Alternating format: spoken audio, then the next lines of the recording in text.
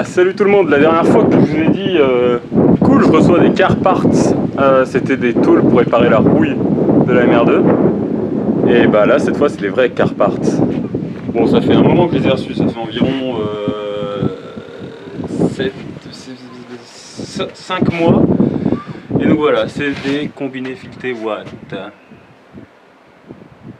Alors, qu'est-ce que c'est que cette marque? Qu'est-ce que c'est que Watt? Et là, vous êtes en mesure de vous dire que normalement, je prends des trucs comme des marques de renom, comme je sais pas, Bilstein ou des Koni ou j'en sais rien, et que je fais faire ça sur mesure et que je mets ça dans les jambes. Et là, j'ai vraiment pas envie de m'embêter avec tout ça. Il y a des tas d'amortos qui existent pour MR2 W11. Non, c'est pas vrai du tout, il n'y en a pas des tas. Il y a, et ça se compte sur le doigt de la main, le nombre de marques qui font des amortos pour AW11 spécifiquement, dont Watt et BC Racing. Et pourquoi j'ai pas pris de BC Racing? Et ben ça, c'est l'équipe de Matrix Garage aux États-Unis qui l'expliquera mieux que moi. Et donc je vous invite à aller consulter leur page. Et j'étais plutôt convaincu par l'aspect complètement développé aux États-Unis et fabriqué à Taïwan par une marque taïwanaise. Oui, parce que c'est une marque taïwanaise qui ont pas mal d'expérience en rallye et tout ça. Je suis allé voir un petit peu ce qu'ils faisaient comme vidéo sur YouTube. Bah, ça m'a un peu refroidi quand même. Hein. Par contre, ouais, donc comme je disais, je vais essayer ces trucs-là. Et si c'est de la merde, vous le saurez vraiment. Hein. Ces gens-là me payent pas du tout pour quoi que ce soit. Personne me paye d'ailleurs pour tout ce que je fais. Et donc, si c'est de la merde, vous le saurez. Donc voilà, j'y suis allé un petit peu au hasard, j'ai fait confiance aux Américains qui avaient développé le produit. Donc eux, ils sont partis sur un truc complètement sur mesure, c'est pour ça qu'il devrait y avoir absolument zéro problème au montage. Donc là, on a des biellettes, tac, tac, qui ont l'air d'assez bonne facture. Bon, un petit peu décrypté vite fait les amortos. Donc là, on a de la boulonnerie en 12.9. On a des soudures pas trop dégueulasses. Et surtout, on a le bon écartement dans la fourche qui ne correspond pas aux deux AW11, au A et au B, comme le sont les BC Racing. Donc là, moi j'ai opté pour l'option longue course parce qu'il n'est pas impossible que la W11 aille se dégourdir les roues sur le Nürburgring ou sur les petites routes alentours, donc il me faut pas mal de courses quoi. Ouais, donc je disais, on a de la boulonnerie en 12.9, ce qui est plutôt rassurant. Par contre, j'avais un petit doute sur la qualité de l'acier, parce que là j'ai fait sur un des amortos, j'ai fait un petit peu bouger la bague là, et il y a la peinture qui se barrait déjà, donc le traitement doit pas être ouf. Sur leur page, ils parlaient de... C'est bien parce qu'ils ont essayé de jouer la transparence en disant que les joints étaient japonais, que l'huile était italienne et tout ça. Enfin, ils ont essayé quand même de montrer que l'interne était d'assez bonne facture. Moi, ce qui me rassure quand même, c'est le fait que, par exemple, pour cette œillet là, contrairement à Tain, ils ont gardé ce système Toyota où il y a le flexible de frein qui passe dedans. C'est-à-dire qu'il y a d'autres constructeurs d'amortos qui auraient fait un truc ouvert. Voilà. Ça veut dire qu'ils respectent exactement ce qu'on fait le constructeur. C'est comme ce trou oblong là. Par exemple, même si on a une platine de réglage de carrossage ici, par l'intermédiaire de ce trou oblong, on peut quand même régler le carrossage grâce au cam d'origine pour affiner un petit peu le réglage. Ce qu'on ne peut pas faire sur les BC Racing.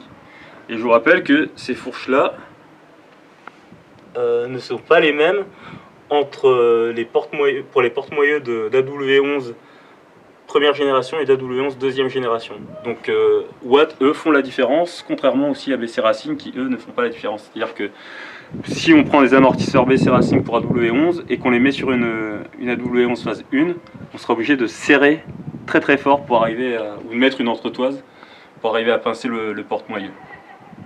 Donc voilà, ça me paraît pas mal. Hein. Bon, là la rotule elle est bien ferme en haut, donc ça va, elle est remplaçable aussi. On peut le voir ici. Et voilà quoi, on va voir comment ça se monte, on va voir surtout comment ça se comporte niveau confort. Niveau confort et à l'attaque surtout, parce que c'est ça qu'on aime. Voilà. Et ben nous voilà partis pour l'essai des suspensions, des combinés filetés Watt SC. Donc pour résumer, c'est des combinés filetés taïwanais développés par les Américains de Matrix Garage. Et voilà quoi, ça a été monté. Et donc je voulais revenir justement sur le prix, puisque la dernière fois j'avais pas eu le temps de l'évoquer plus précisément. Donc les amortos en eux-mêmes, avec la remise de la commande coupée, ils étaient à 800 et quelques euros, 1200 normalement. Ensuite les frais de port 250 euros, l'option qui a 130 mm de débattement était à 180 euros, donc plutôt pas donné. Et puis en option il y avait les biellettes qui sont pas en option du coup parce qu'elles sont obligatoires pour le montage des amortos, donc ça elles sont à 60 euros. Bon après si vous n'avez pas de chance comme moi, vous tapez les frais de douane, mais avec la conversion dollar-euro, normalement vous en sortez pour des frais de douane gratos quoi. Mais bon, ça fait quand même pas trop plaisir sur le coup. Donc ensuite pour le montage, franchement pas de soucis, tout était Bolton vraiment. Donc par rapport au combiné BC Racing, qui eux ont des trous vraiment gros quoi pour faire passer les vis des porte-moyeux, ceux-ci sont vraiment usinés, mais tip top quoi, c'est limite trop serré même. Mais pour le coup on sait que la jambe de force tient carrément bien sur le moyeu. Et donc ça c'est un des points pour lesquels j'ai acheté ces combinés filetés, parce qu'ils étaient vraiment faits pour cette voiture. Parce qu'il y a une référence pour les MK1B, les MK1A en fait du coup. Et donc ça c'était assez important de savoir qu'il y avait deux différences, parce que du coup les porte-moyeux sont différents, donc c'est normal qu'il y ait deux différences, pas comme chez BC Racing. Et tout se monte exactement comme d'origine, sauf à l'arrière au niveau de l'emplacement pour la canalisation de liquide de frein, où en fait la patte est un tout petit peu trop haute, donc on n'arrive pas à remettre le clips d'origine. Dommage. Mais bon, sinon pour le reste, nickel. Bien pensé à vérifier les vis de réglage de carrossage, parce que juste après avoir fait ma géométrie, je suis parti faire un petit essai et blam, le réglage s'est déréglé. Et donc voilà, alors premières impressions, pour le moment c'est plutôt, franchement c'est plutôt confortable. Donc moi j'ai opté pour l'option longue course comme je vous avais dit. Pourquoi? Parce que j'ai pris les ressorts les plus souples, en 4 kg à l'avant et 6 à l'arrière. Et franchement pour le moment c'est pas si pire hein. On a connu des ED7 beaucoup plus fermes avec du Bilstein hein. Si vous voyez ce que je veux dire. Bon, et je tiens à préciser qu'aussi je suis en cylindre bloc d'origine. Donc ça y fait pas mal pour le confort. Tant que j'aurai pas trouvé l'équivalent d'origine, je changerai pas les cylindres bloc. Je passerai pas sur du polyuréthane ou des trucs comme ça quoi. Ça c'est sûr et certain.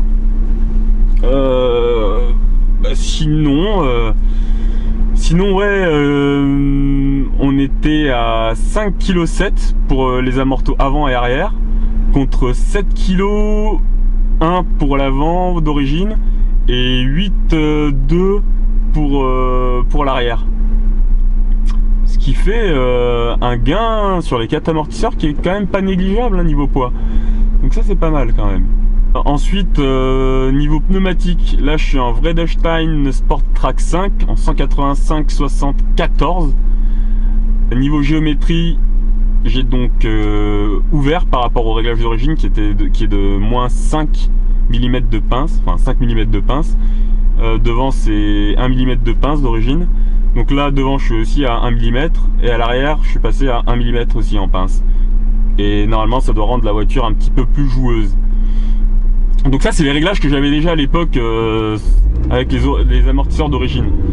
Donc voilà, j'ai conservé les mêmes pour les nouveaux amortisseurs.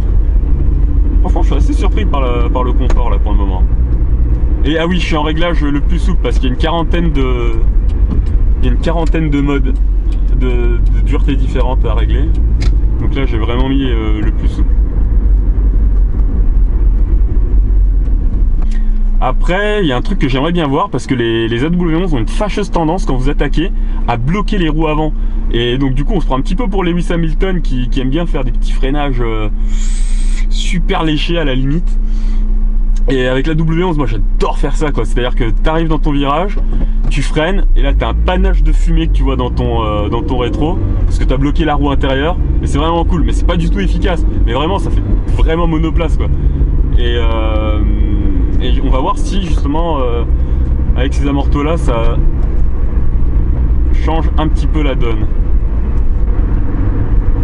L'amortissement est cool hein, quand on va un petit peu plus vite. Et là, je le répète, je suis vraiment au niveau le plus souple. Sur les 40 et quelques. Et la monte pneumatique ne doit pas y être pour rien non plus, parce que j'ai des flancs quand même assez hauts.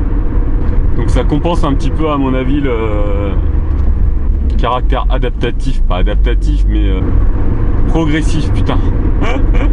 J'ai galéré à le trouver, c'est le caractère progressif des ressorts normaux quoi. Go!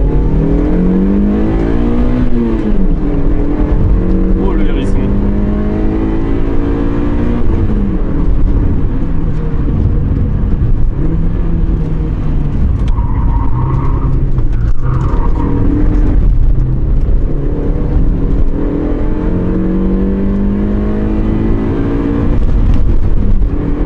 Là c'est super bosselé et rien à redire pour le moment.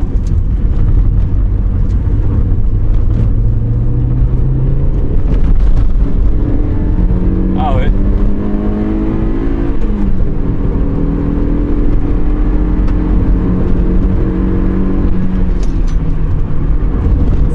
C'est vraiment sympa.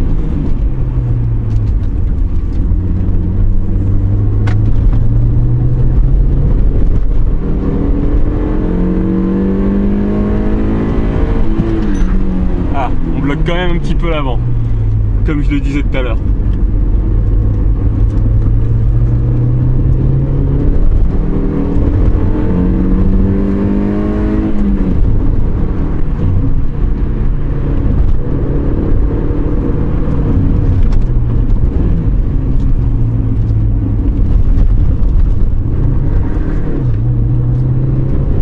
C'est là où on se dit quand même, dommage qu'il n'y ait pas de LSD.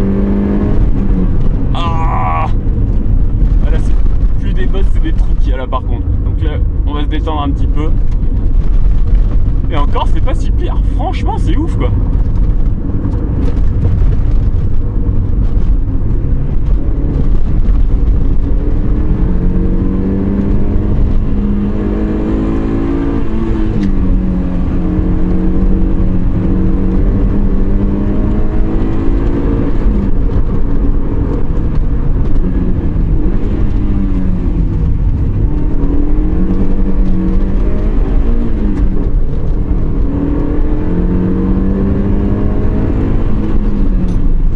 C'est vraiment des virages on-off quoi.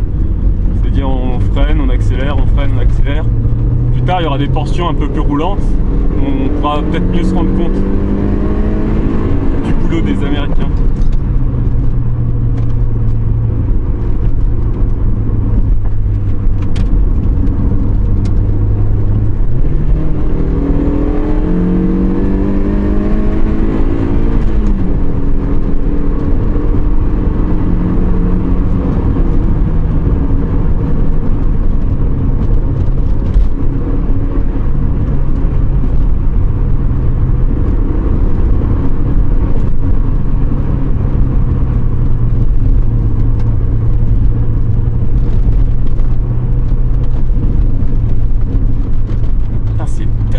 Là vraiment c'est ultra bosselé quoi.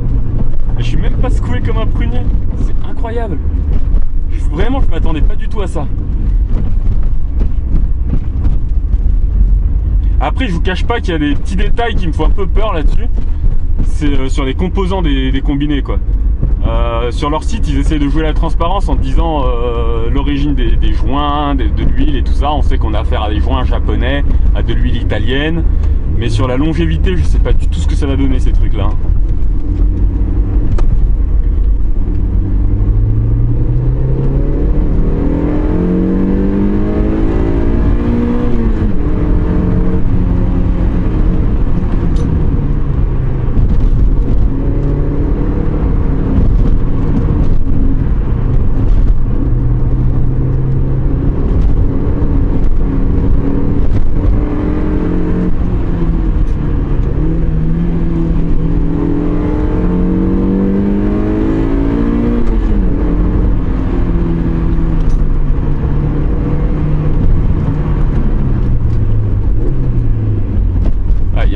avant qui tend à...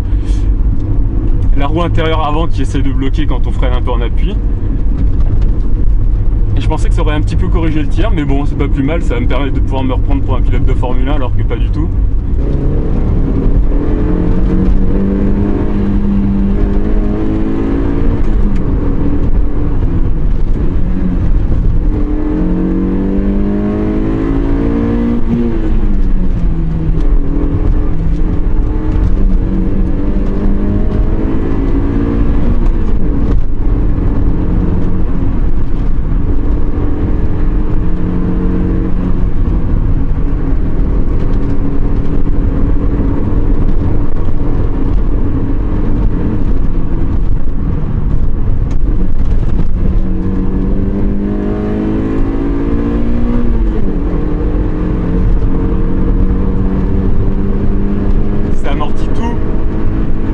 Excellent.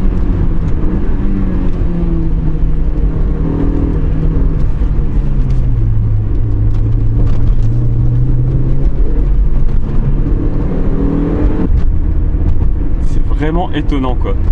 Pour des amortisseurs enfin pour des ressorts pas progressifs, ça avale vraiment toutes les petites aspérités quoi. Mais après, c'est vrai que plus on roule vite et plus ça les absorbe en fait.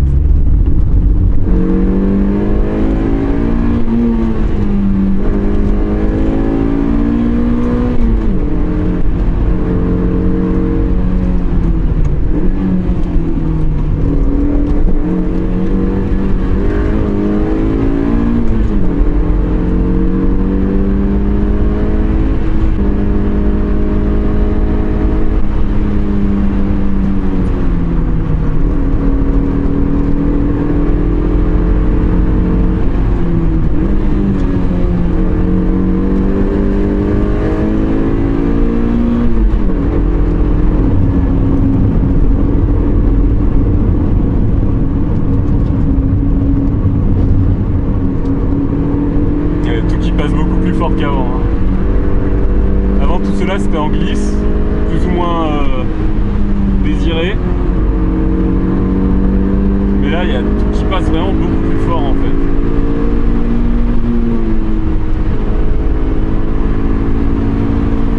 Ah ouais.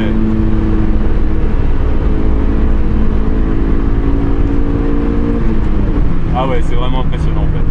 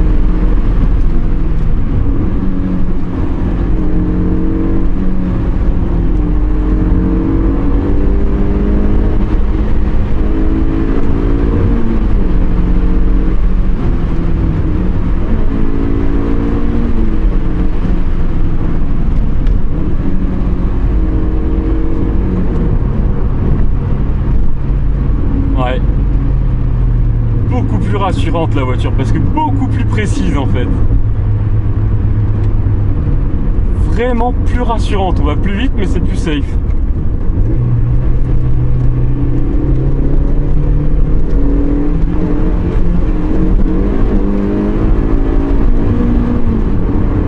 Allez, là ça roule encore plus.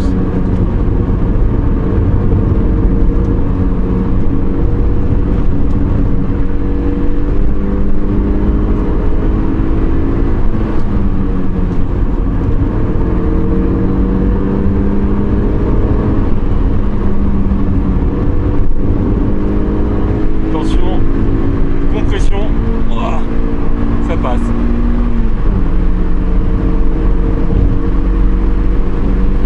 Ah, c'est fou! À haute vitesse, c'est encore plus impressionnant en fait. Cette impression de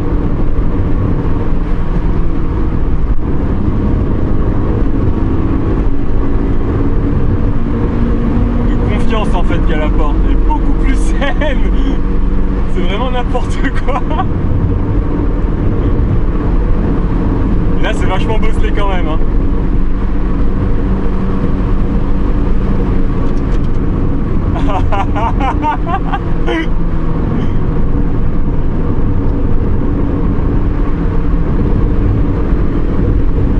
Ah ouais.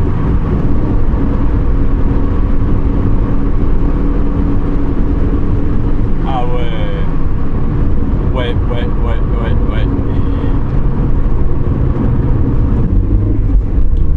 Bon donc là pour le coup, franchement, bluffé quoi. Là je suis au plus souple hein.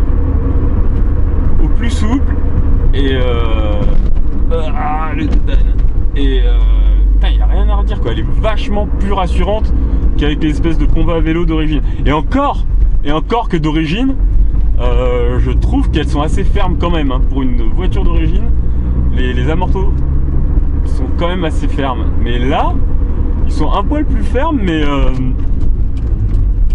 elle est quand même plus rassurante quoi. Après, il faut pas, voilà quoi. Ils avaient 140 000 km les autres amortisseurs. Forcément, ça y fait aussi. Hein. Je sais pas comment seront ceux-là dans 140 000 km s'ils y arrivent. Enfin, si la voiture y arrive en tout cas.